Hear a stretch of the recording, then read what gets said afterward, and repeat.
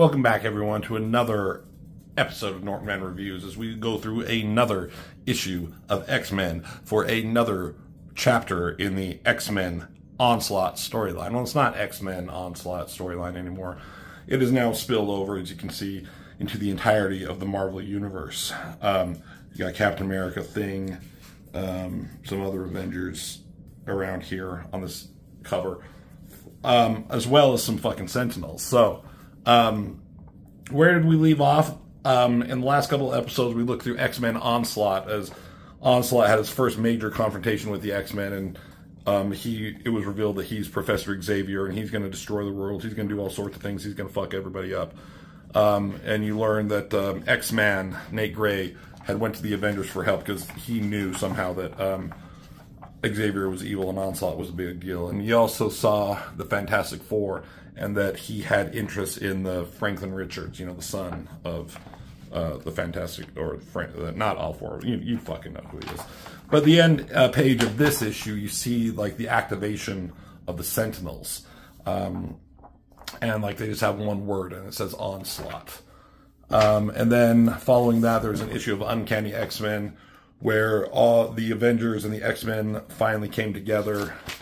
And they talked about what Onslaught is and what's going on with him and how they have to stop him. They all like splintered off into these separate locations to go and do some stuff. So that's all good and done. So now we go into this issue of X-Men. And now I don't have the issues of Fantastic Four. I don't have the issues of Avengers. I don't have a bunch of these other tie-in issues. That some of the story that you'll see, like when we open up in here, some things that have happened in other issues that we just don't know, but you get the general idea. So, you got this guy and talking about how like this place that he's in New York is horrible. It's too small, nothing works, it's overpriced, but like the only thing that's good is the view. And as he opens up, you know, his curtains at 6 a.m., sees this fucking giant sentinel face just staring at him. And we're in New York, and this massive fleet of sentinels is just invading New York City. You can see based off the size of these buildings, if you know how big, what is this, the Empire State Building? How big these sentinels would be comparatively. And there's dozens and dozens of them, not just in the city, but flying in the sky back here. You know, there's just so many. And they just start like crushing bridges, just like attacking everything. Let's see, they seal every entrance and exit to the island with surgical precision. Why? Why does Onslaught need them to do this? I don't know, but it's a cool cinematic threat. It's something for like the heroes to fight as opposed to just always fighting Onslaught himself. You can see like the size with the Statue of Liberty. Oh, there's the two towers. Oh, yeah, Independence Day. That's funny. So here you got the Avengers and the Fantastic Four, and with some of the members of the X-Men. Cool hero shot by Andy Kubert as they're just like looking on at what's happening. And Captain America says, "I see Xavier found his soldiers. We came as soon as we got your signal, but it wasn't soon enough." Mr. Fantastic, Reed Richards, he's saying like, yeah, we were all off doing our own thing, search of information, trying to uproot the plans of Xavier. And then Iceman's like, call him Onslaught, it's not Xavier anymore. He's like, yeah, I know, my apologies. It's hard to like fathom what is going on. I like this shot of Thor right here. That's a cool thing. You know, Iron Man in the back looks like he's wearing a fucking cape, but there's Vision right next to him. Fucking Thing. Close up, he's always got a gritted teeth look.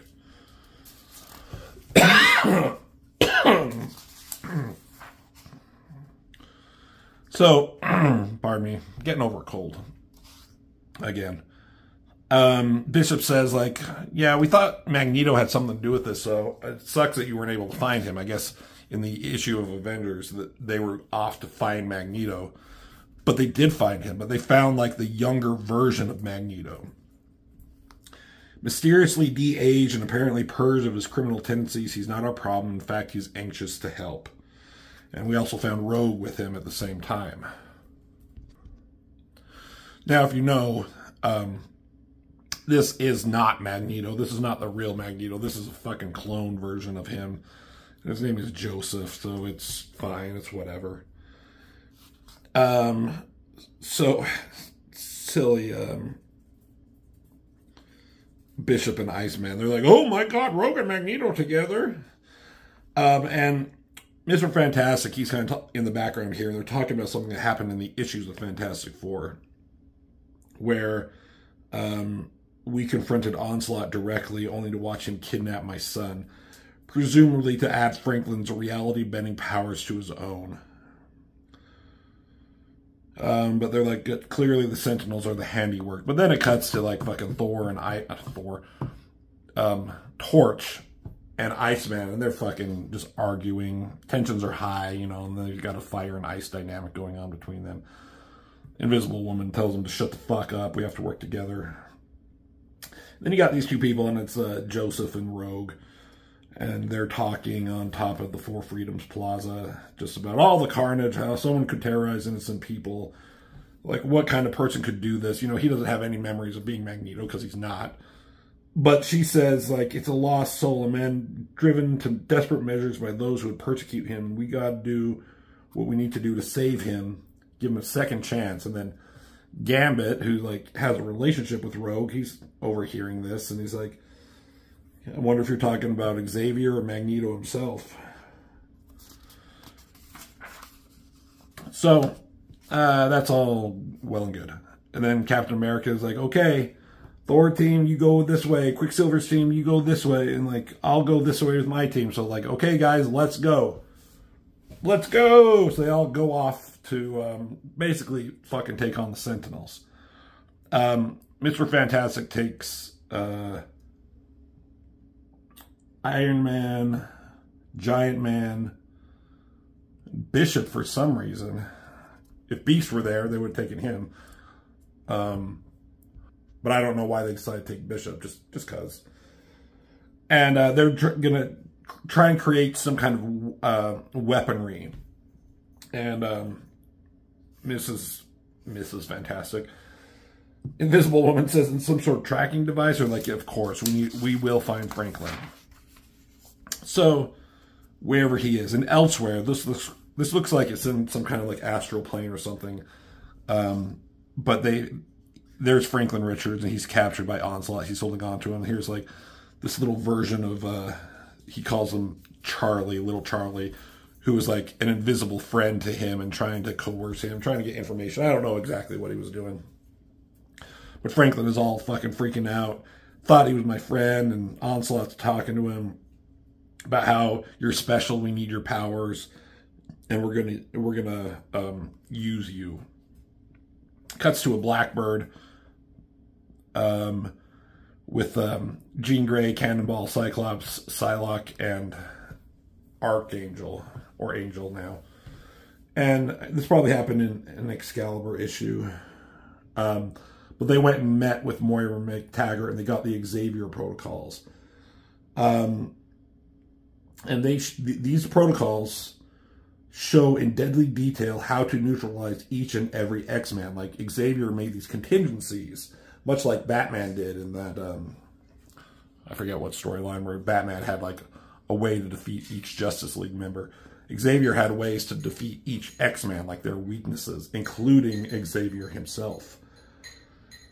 So, this is possibly going to help them create some kind of weapon against Xavier and his powers. And so then we go to, like, the big brains, and they're talking about, like, the armor that they've had, this armor that they've used to shield themselves from Franklin's altering reality, mind-altering powers, or whatever they are. don't know what he does exactly. So Iron Man's checking it out. But they're like, okay, we can figure out something to go against Franklin's powers if necessary, but not Xavier's. If we're going to take him, we'll need some ace in the hole. And it has this like one shot of the Xavier protocols and the psionic armor that these guys have. So they're ramping up to figure out what they need to do. So now we go these cool action shots of the Age of Wonders, as Apocalypse had called it, like these superheroes just fighting valiantly against these Sentinels. Human Torch swooping in and shooting one of these. This angle seems kind of weird.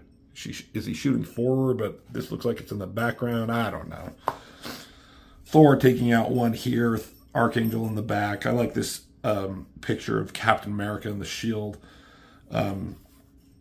attacking the Sentinel and just kind of fucking it up good and close. Then stupid Joseph and Rogue are taking out another, and they're talking that they're, you know, they make a good team, but this other Sentinel's like sneaking up on them somehow.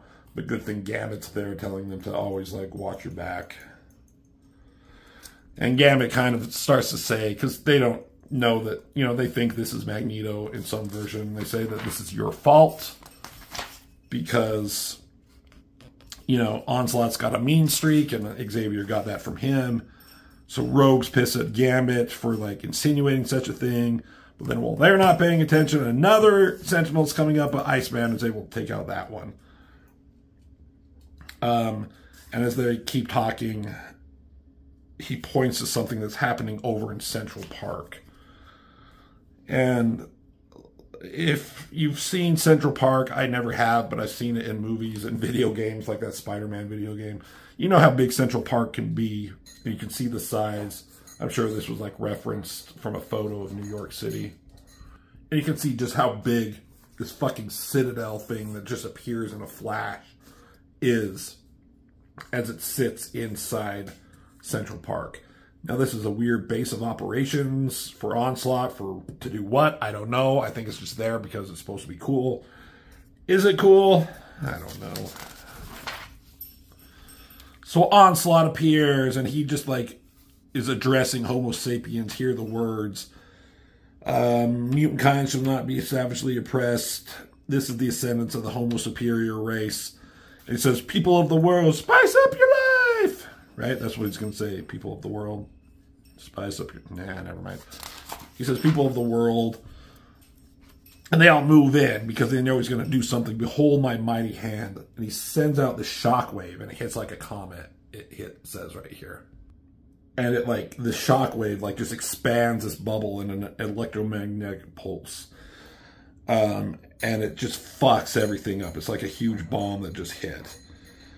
It sparks explosions. It shatters buildings. It deadens power. You know, see these doctors right in the middle of a surgery and they lose power, so that's not good. And like it just turns them into silent tombs. And then it fucks up like circuitry and destroys armor. So Vision is messed up. Iron Man is messed up. And it fucks up all the work that these guys have been doing to create a weapon. That's a cool shot of Onslaught as he's just reveling in his awesomeness. And then it also hits the Blackbird that these guys were in because they are only a few minutes away from New York City. So they got hit by it and they're like on their way down. They're going to crash. So everything is being fucked up just like at once. And in the rubble, you see Magneto holding up this, or Joseph, stupid Joseph, holding up this building or this wreckage or rubble or whatever. So they weren't crushed. And they say it was a surge of magnetic energy intensified by an unimaginable telekinetic might. So Magneto's powers with like telekinetic powers that I guess Onslaught has, like Jean Grey has, but just way more powerful. It's like with his like first salvo, he just fucking dropped us and we're at his mercy. Like we're all fucked up. What are we going to do? So they're at a pretty low point. And then somewhere in North Africa, you got Ozymandias here. And he gets these like weird visions, and then he like carves them out of stone, and that's what he's doing. He's tinkering away. And he gets a glimpse of Onslaught, not as he is, but as he soon will be. So you see this picture of Onslaught, of like a form he's going to turn into, which I feel he gets immensely less interesting from this point on. So that's the end of that issue. This is phase 1 of the Onslaught, still going strong. That's a cool image with all the Sentinels and that painting. I wonder who did that. Oh, God. And then we're ramping up for Jim Lee's Iron Man. Silly Rob Liefeld and the Avengers. So that's the end of that issue. So we got more Onslaught shit coming up. So be prepared to be hit, you know, onslaughted with these things. Thanks for watching. Give me a like if you can. And I'll see you in the next video.